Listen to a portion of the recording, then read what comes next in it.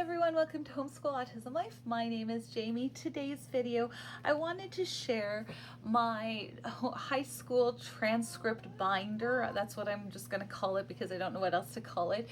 But I've built something specifically for keeping track of my daughter's hours and stuff. So to preface this whole video, I live in Alberta, Canada, and you, depending on where you are in the world, you are going to need to check your homeschool, high school requirements, what they are asking for. But I can tell you a little bit about what I'm choosing and what my province in Canada requires as far as homeschooling your high school student. So if you've been watching my channel for any amount of time, you know that this has been a struggle for me, because once I realized that homeschooling high school is a different animal entirely, it took me a while to figure out how to just figure it all out and get to a point where I felt like, okay, I have a little bit of confidence. So this is me going, I have a little bit more confidence about what I'm doing, but not tons. So I just grabbed a simple old binder. I've kind of like personalized it a little bit with a few different things. It was an old one and it's an old binder, and so I had to like tape things to it to fix a pocket or whatever, but that's what I'm doing. So the purpose of this is I'm kind of keeping track. So my Inara is going into grade 10, and in Canada you start high school in grade 10, not in grade 9. There's times where you can like carry over some credits over to like from your grade 9 year, but there's no, it's kind of weird. Depending on what you're doing, if you're doing Alberta, like the government-led school, it's fairly straightforward. If you're not, as I have chosen to do because I'm a rebel, then I need to keep track in a different way. So the main thing that you are required to do, I just have some personal information behind that sticky note. I've got pockets here because I do Gather Around Homeschool as our spine, and then I've added a few things on to it. I found these super helpful. They're on the Gather Around Homeschool site under the high school thing. So I've got a whole bunch of those that I printed off, which are perfect. Because we are going to continue doing Gather Around Homeschool for high school. But I've also got these, she has a student tracker journal, which I got the digital one for. I think there's only the digital. I think it's only digital. But I did print off some of those. I did make a whole bunch of little tabs for the hours. So she's got, let me see. That's the schedule that I'm going to write up eventually here. Oh, there's my list. See, I needed that. Thank you so much for helping me find it. So for every hour that she does any of her subjects for school, she needs to take a note and make a note of what she's doing. So with history in particular, she's doing a lot of reading because we're doing Knotgrass's history. I'm trying to still figure out, and once I figure it out, I'll make a video of it, but I'm still trying to figure out how to do just the history and the Bible and not the language arts part of it. I don't know how that's going to work yet, but the reason why I'm doing that is because we're still doing IEW, and then her second semester she's doing an online program with the school division for language arts, because I need another teacher to kind of be like, so let's work on like fixing up some of these things in her writing. So because of that, I don't want to like double or triple up on language arts. I feel like we've got enough under our belts. We're doing our last Fix It Grammar as well. So we just need to be in the mindset that I'm like, every single hour we put into school, you need to write this down somewhere, right? So that's my thing. The other great thing about that is, so her history program has tons and tons of reading. We're actually doing some as reading read alouds, and then she's doing the bulk of her reading in the summertime, so that the sunny time, she's doing that so that when she's doing her school year, because with Knotgrass, they have like 3 ginormous textbooks that she has to read as well. So the great thing about that is that every single hour that she's putting into reading those books, doing read aloud in particular as well, is I'm writing it down, and then it counts as both history and language arts. So that 1 hour counts as 2 hours for both courses. I'm like, done, got to do that. So yeah, that was something I wanted to like highlight because it's so important. So right now, because we're doing it over the sunny time, I'm writing down what we're reading and for how long, so that I can add that to both language and history. Yeah, so every single sheet, and I'm not sure how this is going to work long term. Again, we're just starting this process out, so I'm hoping that as time goes on, I'll be able to get a clearer picture. But this is the weeks that you're doing, you count the hours up at the end of the days, and then you put it, yeah, so this is week 10. So I can continue to add weeks. And I'm trying to remember if she had some empty pages after that you could fill it out. Doesn't matter, I can take white out and just add the weeks on, so it doesn't really matter. But then you add up all of their assignments that you might have had that week, if there was any, and then you add up all the hours, and then you put the dates in, and then at the end of the semester, or whenever she's done that course, then I can simply put in, this is how many hours, this is how many credits, and this is the grade that she got.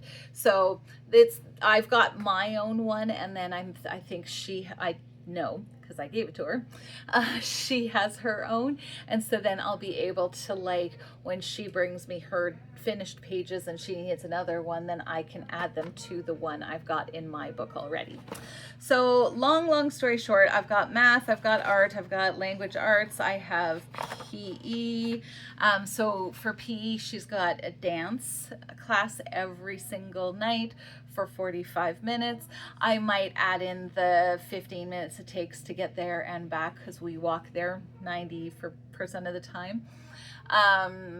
I want to make sure that those are hours that are included. If there's gym nights at, say, a homeschool group or gym day at youth or something like that, I want to write those hours down. So it's a lot of keeping track of all of your hours, but because credits are based on hours and your grade, then it's just for the next several years of my life, I will be keeping track of all of the hours.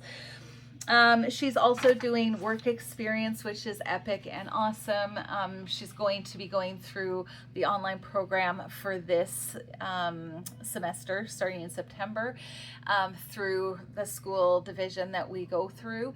And that's really good because, again, the credits for her are going to be a little bit different. So let me explain that particular fun. So the big thing that I wanted to say and hopefully give you encouragement about is that I am, in fact, I'm trying to find my transcripts. There it is. I am, in fact, keeping track and having her do 100 credits. That's what it takes to graduate from Alberta, but I'm not doing Alberta's course load. I'm doing my own courses. So the reason why I want her to gain the 100 credits is because I want her to understand that she in fact completed it just like the girls in school, her friends in school. She did her 100 credits. Everything is fine, right? So that's the big thing I wanted her to understand. The other thing is that right now she wants to go to trade school to be a baker. We also want her to go to Bible school for a year. And they have business courses because she wants to run her own bakery, cafe sort of idea. So if, let's say, she changes course, let's say she goes in grade 11, she's been working for a baker in town here and work experience, and she looks around and goes, nah, I thought I wanted to do that, but I don't think I really want to do that. If she changes course, then I've already written a transcript that says these are the things that she wants to do, or that she has done, excuse me. Is there anything that we can challenge and get her full credit through Alberta Education? That is a path, that way that we can go in grade 11, even halfway through grade 11, because my homeschool facilitator had told me that let's say by grade 12 she's like, oh my goodness, I do want an Alberta diploma. Then I could say, okay, well, let's, like, we're gonna be, it's gonna be a slog for grade 12 and like a half a year, because she's 19 before the finances go away. But we have that already kind of written down. I'm not going to let her go, okay, we didn't keep track of those hours. Oh no, did you do the work involved? You need to prove it. So if I've already got this stuff written down, there's no question. There's no question, right? The other thing that I was very excited about, so the Bible school that we live close to, they also do dual enrollment. So if she does stay on the path that she is on, technically she can do 2 or up to 3 courses through this school. And she can get credit for high school credit for those courses, plus their credits that she gets for a degree towards whatever she wants to work for. So right now we're thinking more business, but she is within walking distance of the college, which she could do in person, or she could do some online stuff. And then the transcript that I've written, they've welcome homeschoolers. So I got, and this is something I would encourage you, if your high schooler kind of has an idea of what they want to do, and you know different schools that can accommodate what they want to do. So like I said, she wants to run her own business in town here or somewhere else, maybe, hopefully not, but if she wants to do that, then call the school and ask them for what their requirements are. So this is home-based learner admission, and one of the things that I was very excited about, it says a homeschool transcript showing grades 10, 11, and 12 coursework. So what I'm working on right now in this particular binder is already going to be something that they want or need, and from that they would be willing to accept her into the Bible school. The other thing is if she graduates or passes, excuse me, some of the courses that she does in grade 12, there's like, she's accepted already. So I'm very thrilled by that and was very excited, because that meant that the goal that she's working to, the amount of years that it would take gets smaller. And I don't think we would go for the full 4-year business degree, but at the same time, she would have those courses that she would need, and that just thrills me to the bone. So I wanted to share that in the event that you were like me, even 6 months to a year ago, going, how am I going to make this work? What am I going to do with it? It's possible to go your own way and not mess up your children, not mess up their future. And there are times where you're able to like kind of shift and move depending on what's going on and how to affect change there. I love it. I love it. I love it. And I wanted to share that with you. I have a little bit more confidence. I still don't know everything. I'm still going to be nervous when it's Sienna's time, because she wants to do something entirely different with her life. So it's going to be a very interesting ride both ways, but I wanted to share that with you. Again, check your states or province and see what they have for requirements, because I know some states in particular are like, you're fine, do whatever you want. But I think that there are some states that require a lot more, like some even like request attendance sheets and stuff, and you're like, they were in my home, they were always attending. But they still require you went to school on this day, and this day. So it really depends. And then also the last point is to, if they have an idea of what they want to do, check out what the requirements are for the trade school that they want to go to. Trade school for Inara for baking was a grade 10 English and grade 10 math, I think. And that's it. She's going to be doing math in grade 11 and 12. Fear not. But it was very, very straightforward. So when you check out those requirements, it kind of gives you a fuzzy mold of where you can take it and where you shouldn't. So I know why there's many a homeschooler who goes, and you're going to high school, because it does take a lot of forethought and thinking it through and double checking with your homeschool facilitator to make sure that you're not missing something. And it's not always very clear, even from what they tell you, to be like, oh yeah, I got this and I know what I'm doing. But as you're walking through it, this is the lesson I'm learning in life right now. As you walk through it, the more you'll be like, okay, I think I got this. I think I got this. The component for Inara and work experience, for me, this just happened this week.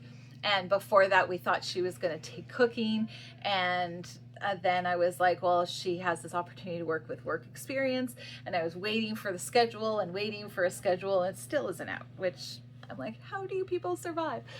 But it didn't happen that way, because work experience doesn't actually have online classes. She has a little bit of coursework to do, and then she's good to go. So I'm like, mwah, I can plan now, and I'm very excited. But I hope this has been helpful.